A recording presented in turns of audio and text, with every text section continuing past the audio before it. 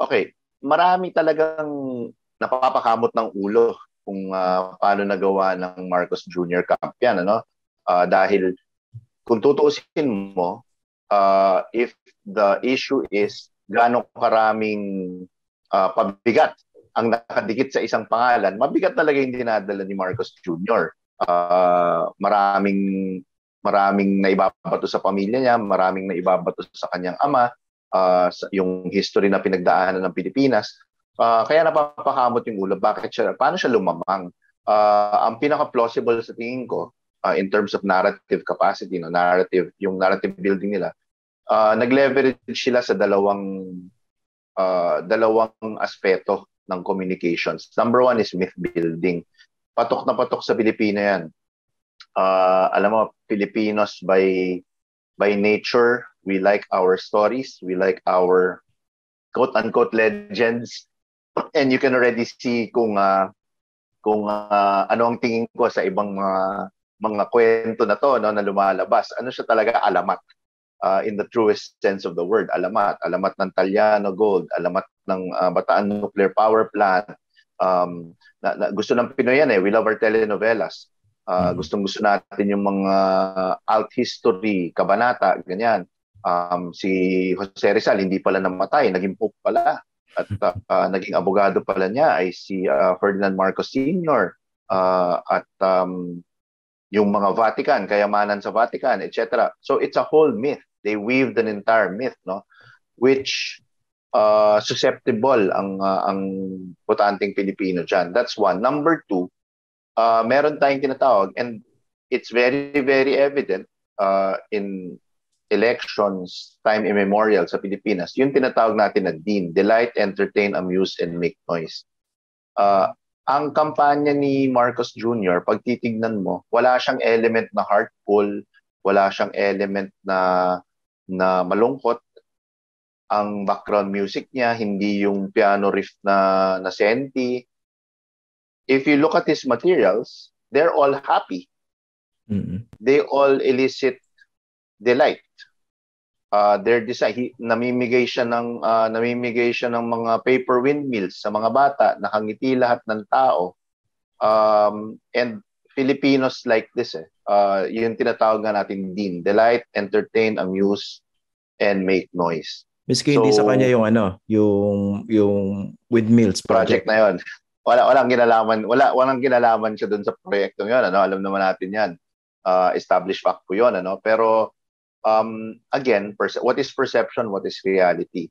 Naging trademark niya yung windmill. So nileverage niya, pinamimigay niya sa iba't ibang sektor, nakangiti silang lahat.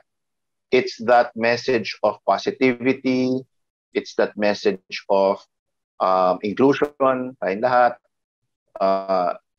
Perhaps not as much as the other candidates who are talking about themselves. Nothing wrong with that, no? Nothing really wrong with that.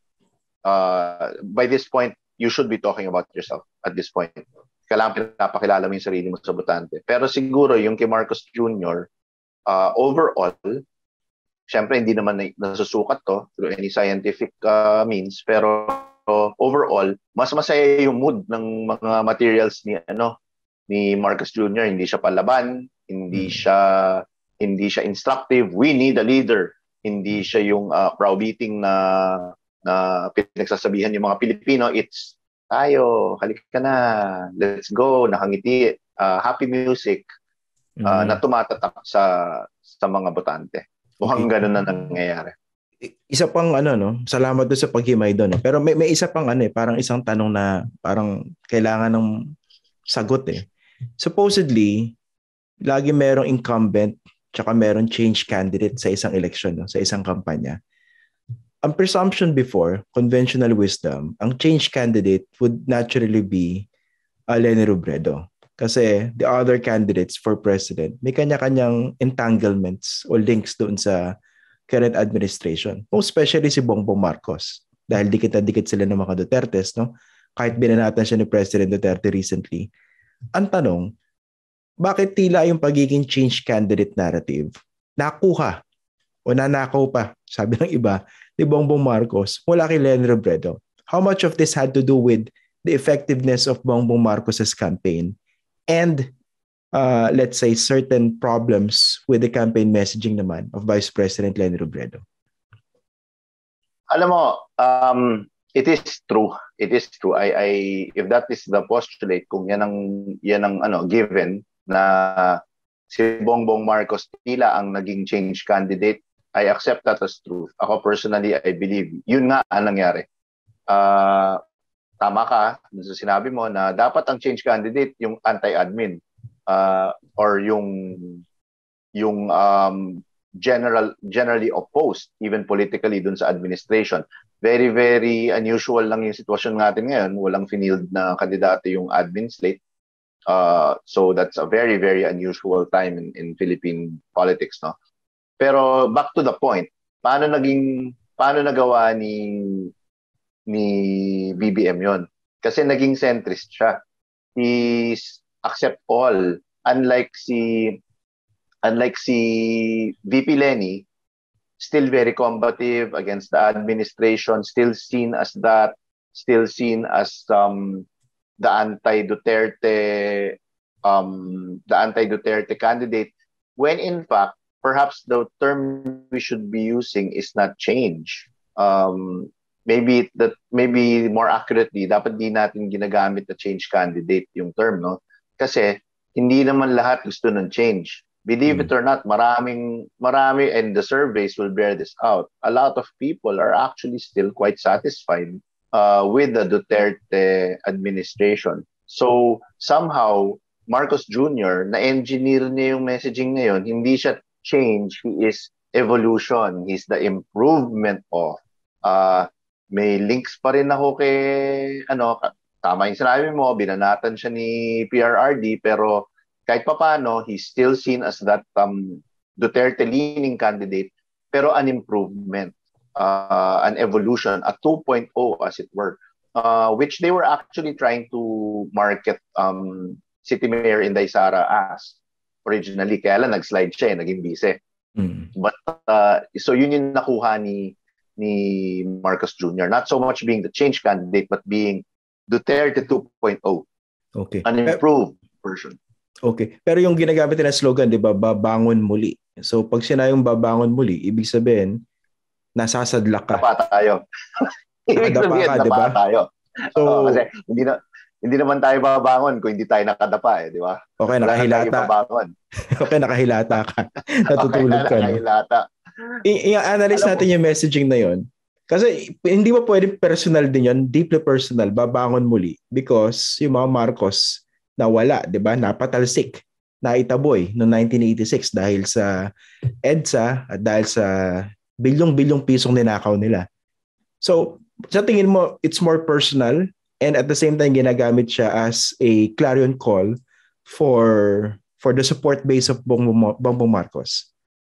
Okay. At its most cosmetic, syempre, analyze natin at its most shallow level, di ba? Babangon muli is obviously BBM, a play on his initials. Yung personal, sa totoo lang, hindi ko naisip yun as a commentary on the resurgence of the Marcoses. Ako kasi, when you say babangon muli as a messenger, it ties into their myth building, as I mentioned. Kasi what they're doing now is they're painting martial law and the Marcos years as the golden era, where prices were ever low, infrastructure was ever beautiful, a renaissance in the Philippines, walang krimen, ang mga bata nagkakantahan sa kalsada, pag lumabas ka sa Pasig River, kulang na lang maging Hollywood musical at magkantahan kayo sa tabi ng Malacanang. It was the golden era. So they're trying to allude to that when they say babangon muli. It will be the golden era once again. And then that's where the other elements of that myth come back. I will bring back the riches. Di ba? Pag naging presidente, babangon tayo dahil lahat ng Pilipino mayroong 10,000 pesos. 100,000 pesos a month. Syempre lahat ng ekonomista tumalon sa Pasig River nung narinig yun. Lilinawin ko lang po, bilang isang economist din, I am a graduate I have a master's degree in industrial economics.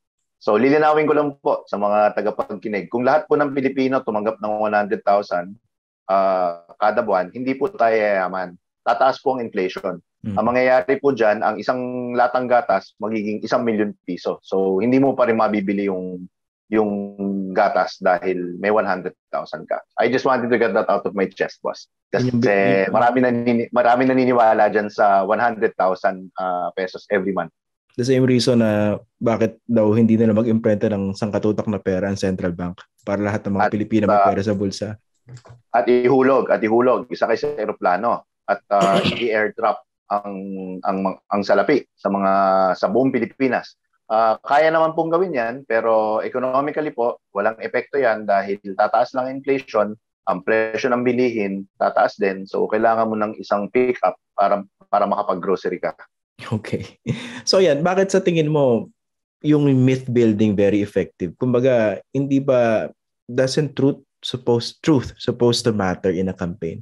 Na dapat kahit nilalagyan mo ng kolorete yung katawan mo, yung imahe mo sa publiko, di ba dapat meron pa rin katotohanan? Pero bakit sa tingin mo napaka-effective yan? You know, truth should not only matter, truth should be the be-all and end-all in a campaign. Ultimately, unfortunately, parang good nga, maraming pa rin nadadali sa balot. Yung pag binuksan mo yung tsokolate, kaliit-liit, malinggit lang pala, hindi masarap. Pero nadali ka dun sa golden packaging, ang ganda ng foil, mukha siyang premium, etc. Pag binuksan mo yung packaging, yung produkto pala hindi maganda. Normally, may word of mouth tayo eh. May word of mouth effect tayo eh. At experiential, kaya nga diba it's ideal. Inside definition, experience. The experience should overtake it. Dapat sasabihin ng tao, ay, kakalat yan dapat. Pag binuksan mo yan, hindi masarap yung produkto, maliit lang yan. But time also plays a factor. And the amnesia of the Filipinos perhaps, no? Ang tagal ng oras ang nakalipas eh. 1986 was decades ago. A lot of people, especially mga botante ngayon, hindi na maalala and they don't care to find out the truth. So truth matters. Truth is the absolute, but it only works if you seek it. If the voters don't have the time, the predilection, gana, as it were, para alamin kung ano yung katotohanan, then sadly, that truth will take a backstage at mabubudol tayo talaga.